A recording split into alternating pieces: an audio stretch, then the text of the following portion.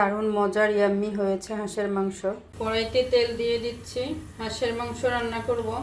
তেল গরম হয়ে গিয়েছে, আমি এখন তেজপাতা, এলাচ, দারচিনি এগুলোকে একটু তেলের ভিতরে একটু ভেজে নেব। মশলাটা আমার ভাজা হয়ে গিয়েছে, খুব সুন্দর গ্রান বেরিয়ে গেছে। এখন আমি কুচানো পেঁয়াজ দিয়ে দেবো কিছু। এবারে পেঁয়াজ বাটাটা দিয়ে দিচ্ছি। এবারে আদা বাটা, রসুন বাটা, জিরা বাটা দিয়ে দিচ্ছি। এটাকে ভালো করে একটু কষিয়ে নিব।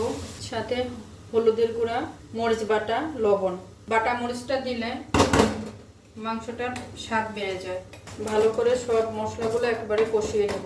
মশলাটা আমার ভালো করে কষানো হয়ে গিয়েছে, খুব সুন্দর একটা ঘ্রাণ বের হয়েছে গরম মশলা এবং বাটা মরিচের। এবারে আমি হাঁসের মাংসটাকে দিয়ে দেব। এখানে আমি ধুয়ে রেখেছি কেটে।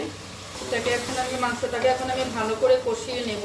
হাঁসের মাংসটা একটু ঝাল ঝাল করে পাকালে ভালো লাগে। এখন ঢেকে দিব, ঢেকে দিচ্ছি, ভালো করে কষিয়ে নিচ্ছি। আর একটু রান্না হোক। মাংসটা কষে গিয়েছে ভালো করে। এখন আমি মাংসটাতে সেদ্ধ হওয়ার জন্য পানি দেব।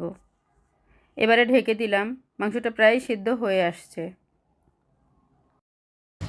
মাংসটা সিদ্ধ হয়ে গিয়েছে, আমি এখন ঝোলটা দিয়ে দেব। বেশি ঝোল দিব না, একটু মাখা মাখা থাকবে, ওরকম পরিমাণে ঝোল দিলাম। হাঁসের মাংস একটু ভুনা ভুনা মজা। ঢেকে দিচ্ছি। এখন নামানোর আগে আমি একটু জিরার গুঁড়া দিব, একটু 3টা কাঁচামরিচ দিব। জিরার গুঁড়াটা আমি ছিটিয়ে দিয়ে দিচ্ছি। 3-4টা কাঁচামরিচ দিয়ে দিলাম। আর 1 মিনিট ঢেকে দিব। রান্না আমার শেষ হয়ে গিয়েছে, এখন আমি নামিয়ে ফেলবো। দারুণ মজার ইয়াম্মি হয়েছে হাঁসের মাংস, খুবই সুন্দর একটা কালার আসছে। আল্লাহ হাফেজ।